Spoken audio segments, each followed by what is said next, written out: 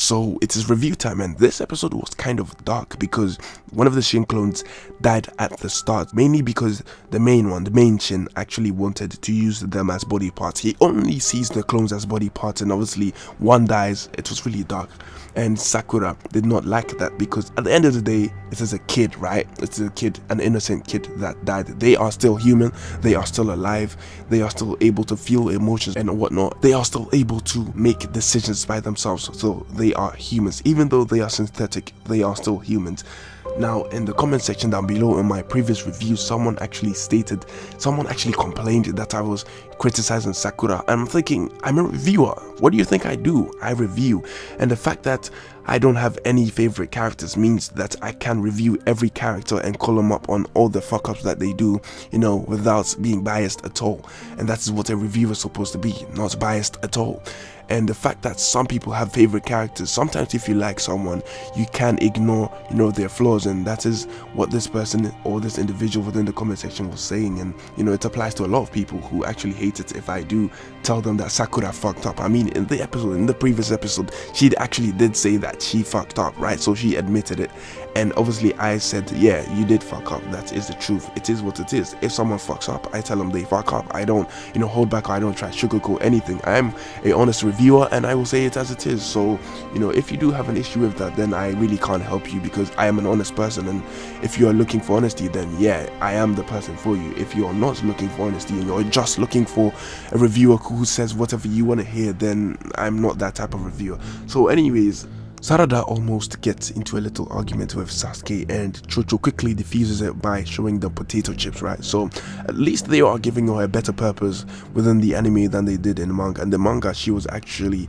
you know, plainly annoying, right? She was trying to be funny or something and she came off as annoying, but in the episode she actually serves as a purpose to diffuse situations, or at least that is what she's trying, and that gives her purpose. So I'm glad Cho-Cho is there, and you know, she actually has a purpose for being there instead of constantly complaining about who is her dad and who is not. Shin gives a speech, and pretty much to summarize what he said, he says that humans are just cells and organs and all that kind of stuff which expires, and once that happens you die.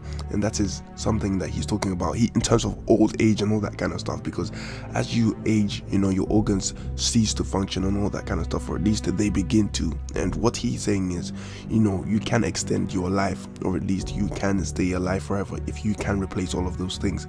All he's saying is that, you know, living things are just things that are, you know, living to die in the end, and they don't renew themselves and all that kind of stuff. All you have to do to save yourself, or at least to be, you know, alive, is just to replace them, and that is exactly what he's doing. And something like that requires a cold heart. Also, he says that war is necessary for people to become stronger, right?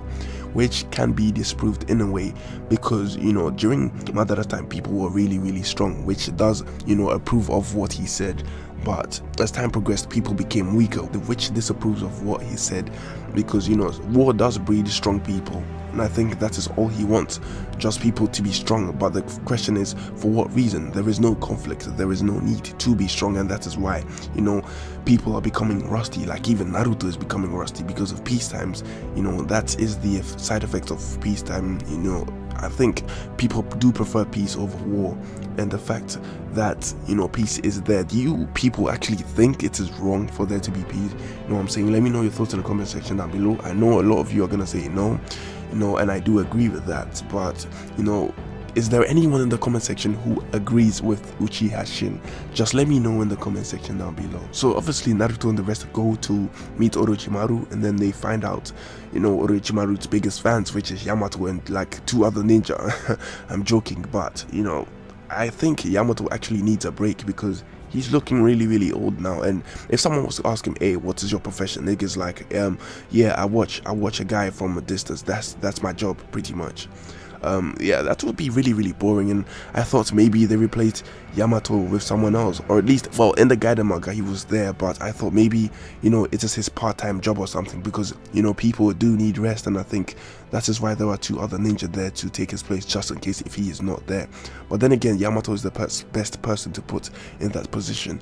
And also there was, you know, there's talk about there being other ninja in the world who can use, you know, wood style. So I'm questioning the fact that maybe it could be Yamato's kids. I don't know. Maybe he does have kids, maybe he does not. And if that is the case, then who are these other ninja out there who can use Mokuton? Also, they are, new Jinchurikis, and people actually gave me shit for that by saying that there are no other new Jinchurikis, as they were free, after, Naruto fought Sasuke. But guess what? It has been quite a few years, since that whole event happened. So definitely something is going to happen with these tailed beasts.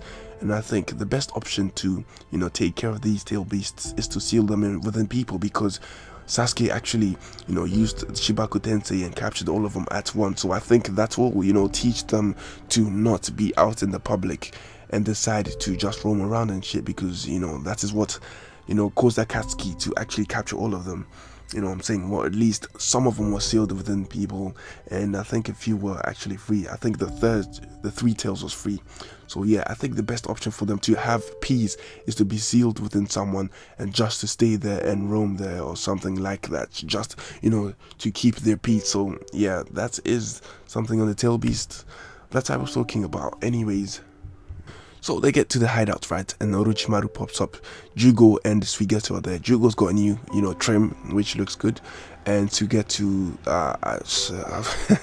okay, so Orochimaru turns up and he's smiling. The thing about Orochimaru is that I don't know how he made Mitsuki, okay? I might make a theory on how he made Mitsuki, my only theory about how he made him, because this guy can switch appearances, right? He can be a woman one day and then the next day he's a guy. So it's like, what gender is he, you know what I'm saying? And then Cho-Cho even asks, is this person, my dad or my mom? Like, how am I supposed to, work this out? And I think, do you guys think that Orochimaru is actually a trap character? Let me know in the comment section down below, because I'm really interested to hear people's opinions.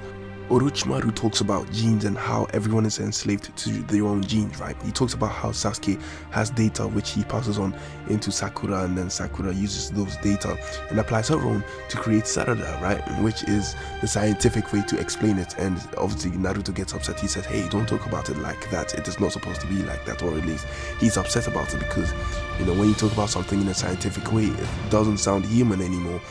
And obviously he is right. But my question is, Orochimaru was actually after Sasuke because of the Sharingan, right? But this guy managed to, successfully clone a Sharingan and even make probably Shin unlock the Mangekyo Sharingan. And if he's able to do that, then why was he even after Sasuke in the first place? And if he can successfully clone a Sharingan, and even a Sharingan that can unlock the Mangekyo Sharingan, why else would you do that? Why would you go through the trouble of trying to get an Uchiha? Maybe he wanted the real thing. Maybe the synthetic Sharingan has limitations. Who knows? Whilst that is happening, Sarada tries to get a DNA test with her and Karin, and apparently it matches. Apparently Sarada is actually Karin's daughter, right? But it doesn't make sense, because in the novels, right, Sakura is the one that got pregnant and not Karin. So it's like, okay, so how comes that Sakura is having a kid which is apparently, because of a DNA test, is Karin's kid, which does not make any sense at all. So it's like, what, did Sakura just give birth to fucking wind? It does not make any sense. So yeah, if you read the novels, you will know the answer to this whole dilemma that has been created to confuse people. But yeah, I'm waiting for a lot of people to comment in my comment section down below saying that Sarada is actually Karin's daughter, and telling me that I've been proven wrong or whatever. So yeah, I'm waiting to see those comments. Sarada gets upset and Naruto tries to defuse the whole situation. Suigetsu runs away like a pussy, right, because he has created a situation which he does not want to deal with. And Naruto actually spits some facts. He says, sometimes it doesn't matter who is your mom or your dad. It's all that matters is the connection, because emotions and all that kind of stuff have to do with connections, and it doesn't matter who the person is or how they look like or what color skin they have and all that kind of stuff, which is realistic. It does make sense, and Naruto is actually not being naive for once. But if you can create a bond which is powerful, it does not matter who the person is.